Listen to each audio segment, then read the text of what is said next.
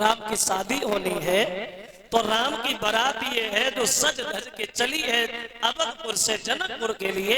और जब जनकपुर में पहुंची है तो ये राम की बारात जनकपुर में जाकर के 74 दिन जाएगी रुकी है। बहुत दिन रुकी राम की बारात। कितने दिन रुकी?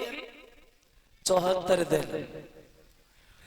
आजकल जैसी दशा नहीं आती, पहले बारात में पहुंच ना पाए ता से पहले फिर बच रही घर को और नाश्ता से में कोई वास्ता नहीं।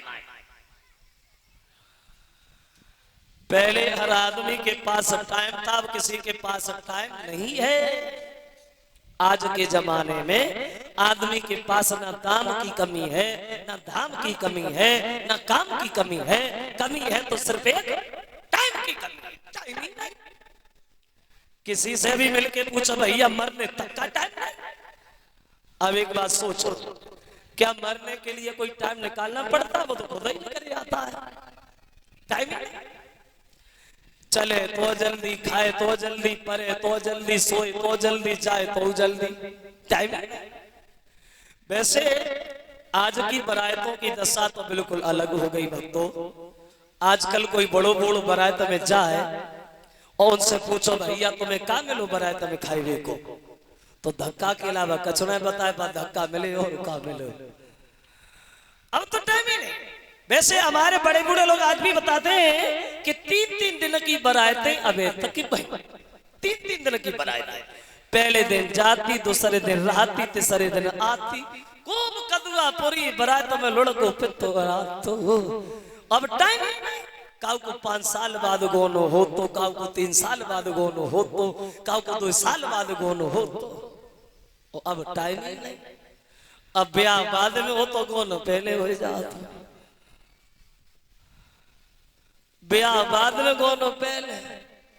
पेपर में ही देते चटमगनी पट ब्याह, पेपर में देते चटमगनी पट ब्याह, पट ब्याह चट बच्चा दे रे। समय ही नहीं है किसी के पास, भक्ति नहीं रहा। तो राम की बारात 74 दिन रुकी और राम की ही शादी नहीं भई भक्तों, बल्कि 4 भाइयों का विवाह होता है जनकपुर में। राम की शादी हुई है सीता के साथ, लक्ष्मण की शादी हुई उर्मिला के साथ, भरत की शादी हुई मांडवी के साथ और शत्रुघ्न की शादी भई श्रुतकीर्ति के साथ। 4 भाइयों की शादी भई और ये बारात जो है वो चली आई है अयोध्या के लिए, प्रस्थान करती है। और जब बारात चलवे को तैयार भई तो जनकपुर की लड़कियां बोलिए बारात जा ही रही है, ला तो गारी गाय ले गारी।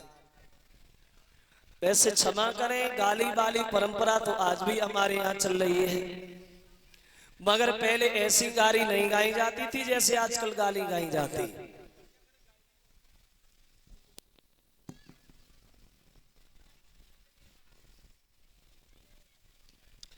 हो सकते पहले इतनी पढ़ी लिखी औरतें ना हुए हैं तासे ऐसी गाली ना गाय पाती हुए। अब पढ़े लिखे लोग हैं, समाजता से पढ़ी लिखी गाली देती। कथा भागवत में कहो, कीर्तन बोलो तो कोई नहीं बोलती क्योंकि शर्म लगते। और जेई औरतें काव को तेलता ही हो फिर देखो झटकाए लगे।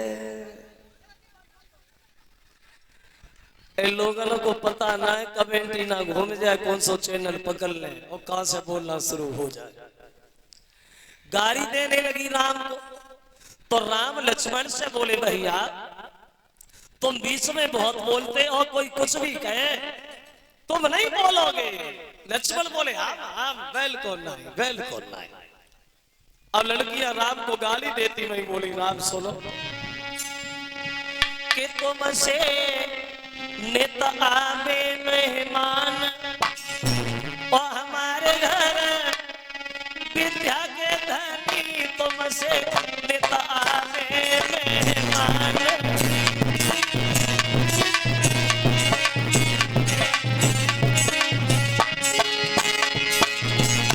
राम लेन देन को कचनाए हम पे हमें खाली आस बोली, लेन देन को कचनाए हम पे हमें खाली आस। मेरी जाबे की रघुवर अपना तुम्हारे याद सेवा तो पे कछुन तुमसे पिता मेरे मान हमारे घर विद्या के धनी।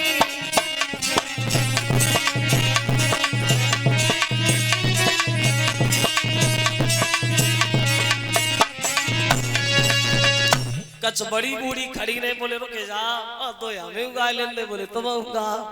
अबे बड़ी बूढ़ी जो रहे वे बरात बालन को गाली देती गई बोली का बोली सारे समाधि की बोली कि मेरे समाधि की तुरा बन दे हो अलबेली लागे समाधि मेरे समाधि की तुरा बन दे।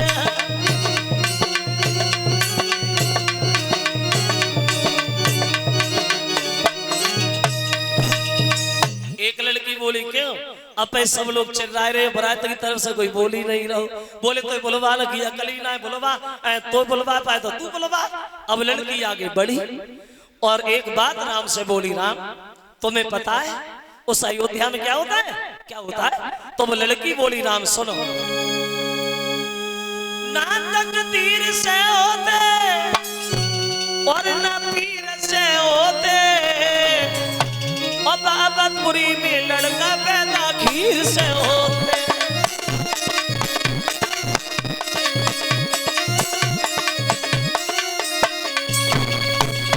जो जब बात लक्ष्मण ने सुनी लक्ष्मण से नहीं रुका गया और लक्ष्मण धीरे से राम से बोले भैया और रुको तो हम सब नहीं जाते तो बोले तुम कह ले।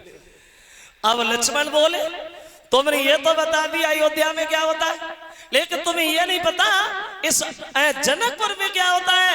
बोले क्या होता है तो बोले हमें पूछा हमें अच्छी तरह से पता है। बोले ना चोर करी होती और ना सोर करी होती बच्चा जनकपुरी में लड़की धरती भोर कर होती।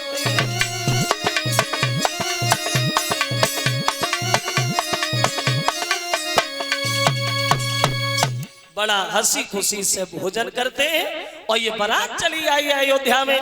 देखा कहा दशरथ एक एक पुत्र के लिए तरस रहे थे आज घर में चार चार कुल बधुएं घूम रही हैं। बहुत खुश है दशरथ।